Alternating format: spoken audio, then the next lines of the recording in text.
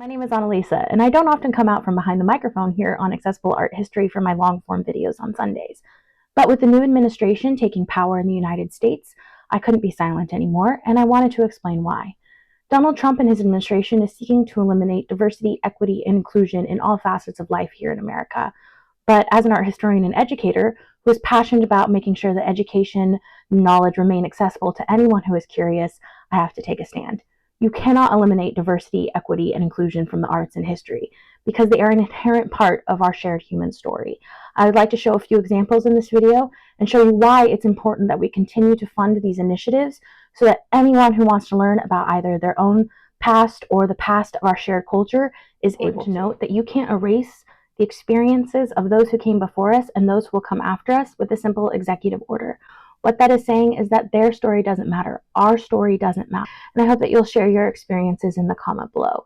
Thank you so much for watching this video. I know it's a more serious one than I normally do, where I typically share something about art and history in a fun and lighthearted manner, but I couldn't just sit still. I had to come out and say my piece about why DEI is so important in our modern world today so that we can continue to learn from the past and not repeat the mistakes in our future.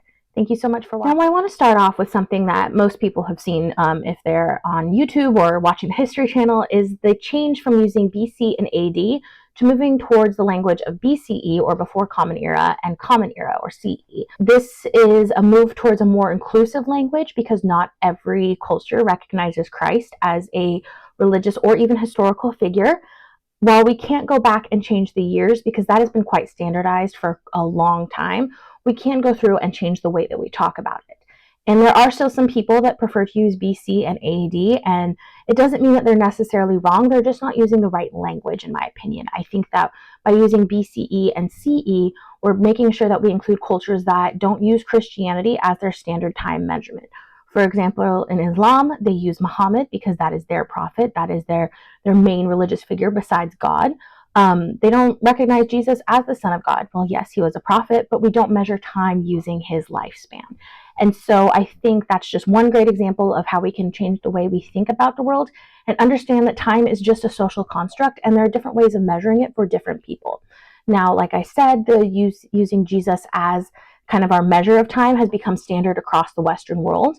And so that's why we continue to use the same years. It's just about changing the language and the way that we frame ourselves as part of a global culture versus a strictly Western. To tell my students about art history and how we have to reframe our thinking is with the bronze Ife heads of Nigeria.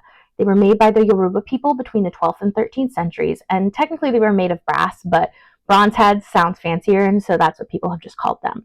I'll insert a couple pictures here on the screen so you don't have to run to Google to find them. They're some of my favorite pieces from Africa, from African civilizations, because they're just so beautiful and delicately carved and shaped and molded, and they represent such a rich culture that I love to teach my students about when we go over to the African continent to learn more about it. When they were discovered in 1938 by white explorers and discoverers, which is a whole other problem I won't get into itself because obviously there was a vibrant culture existing there. But when they were found by British explorers, they didn't believe that people from Africa were capable of making such beautiful pieces. Now, this is extremely racist and hardly surprising given the colonist attitudes that had existed for centuries at that point. But it is so insulting to the Ife and the Yoruba people because they made them. This was the representation of their royalty. They were bronze/brass heads that were exquisitely carved to show respect for that station. In fact, the British explorers that found these heads believed that there was no way that an African could make it, so therefore they had to be representations of people from Atlantis. Yes. They could not believe that people of another skin color and another culture could make something so beautiful. So they pulled out the mythical lost city of Atlantis from Plato's writings to explain it. They definitely didn't believe in Occam's razor here, where the simplest reason could be the explanation.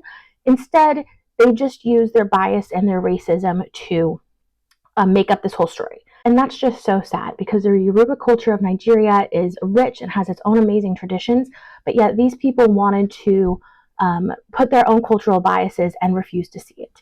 Now, another problematic thing is that they're in the British Museum because they were taken from Nigeria Colonization and repatriation is a video for another time. I could wax poetic about it, but I wanted to bring this example to light because, again, it shows that cultural biases are inherent in our culture from not even 100 years ago. And DEI is working to help solve those so that we can shine light on the civilizations that actually exist and helped create beautiful works of art for us. On that notion is something that I've been guilty of myself, and that is a Eurocentric bias to art history. I started studying art history all the way back in high school, so 18 years ago, when I didn't want to take an art class. I don't do well with things that are tactile and much more of a brain learner, and art history was an option.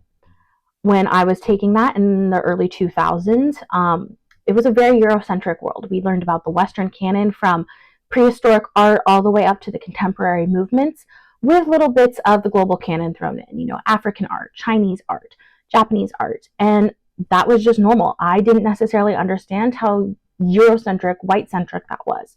Until I got to be older, even out of college, that was kind of the norm. I focused on early Christianity, and I kind of ignored everything else. And I can't help that early Christianity and the late antique period is my favorite, but I didn't take the time to properly explore global cultures. Now that I'm in a master's program and also an educator, I realized how unfair that was, because we are just lumping all of these cultures together. The art of Africa. Well, there are hundreds of different civilizations across time in Africa. Some before Islam came to Africa, some after Islam came to Africa, and each culture is unique and has a different perspective on the world. We lump Chinese and Japanese art into Asian art, and we completely ignore Southeast Asian in a lot of places. Indian art of the Indian subcontinent is lumped together, even though now those are separate countries with separate histories. And so that Eurocentric bias still infiltrates our world today. And I think that DEI is moving us towards understanding that we are a people, we are a species, we are human, and we all have different experiences that are all valuable and rich. And by removing that Eurocentric bias, the white bias away, and looking at each culture as its own unique place and time and people, we can begin to understand how it all weaves together into the story of humanity. And I think that's really important. I think that I have learned so much by just personally trying to expand my knowledge of art from other continents besides Western Europe and North America. I've learned so much about the way that people view time, view religion, view what makes us beautiful, what makes art beautiful, and it helps just my understanding of the world. And that's what I try and bring on this channel, because I think it should be shared. I think that we're moving closer and closer to becoming a global society, even though there are people like the current United States administration that is trying to divide us again. And DEI shouldn't be scary. It shouldn't be something where it's us against them as with this Eurocentric bias. Instead, it should be, how can we learn from each other? How can we see the world through another's eyes? And that's what art and history is all about. Finally, I want to bring up one of my least favorite people in art history. His name is Pablo Picasso. Yes, he revolutionized modern art and he made some amazing works. I'm not discounting his talent. But what I am discounting is the way that he brought African art to Europe. He saw some masks, which he deemed primitive, in a museum and thought, this is how I can incorporate art. The works were African masks from various cultures that had been brought to Europe by colonizers, and he liked how they were three-dimensional pieces but flat on a two-dimensional plane. This should sound familiar. It's what pushed him to found Cubism. Suddenly, these ideas weren't primitive, as they were called. In fact, this movement was called primitivism for a very long time, and I only teach it as a word you should know but not use, because it is still in some older text, and I don't want my students to be caught off guard. But suddenly, because a white European male was using them in his art, they became revolutionary. They laid the foundation for entire art movements that we are still seeing reverberations of in the contemporary world. But these masks existed for sometimes hundreds of years before Picasso stumbled upon them, and they were deemed primitive and bad. And this is just one story out of hundreds, maybe even out of thousands, of how art from away from the white male-centric, Eurocentric perspective has been deemed better or more beautiful than art from every other perspective. And it's not necessarily about pitting one against another. It's about understanding how each group, each people, each culture, each time period contributed to what we know about our world today. And that's why DEI is important. And you can't take it away from history. You can't erase it like Donald Trump and his administration are trying to do.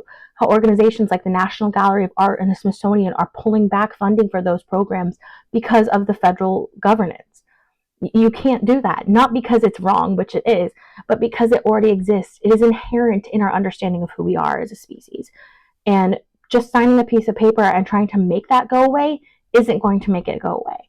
The world is changing. We need to catch up. And there is nothing wrong with it allowing ourselves to understand the experience of others.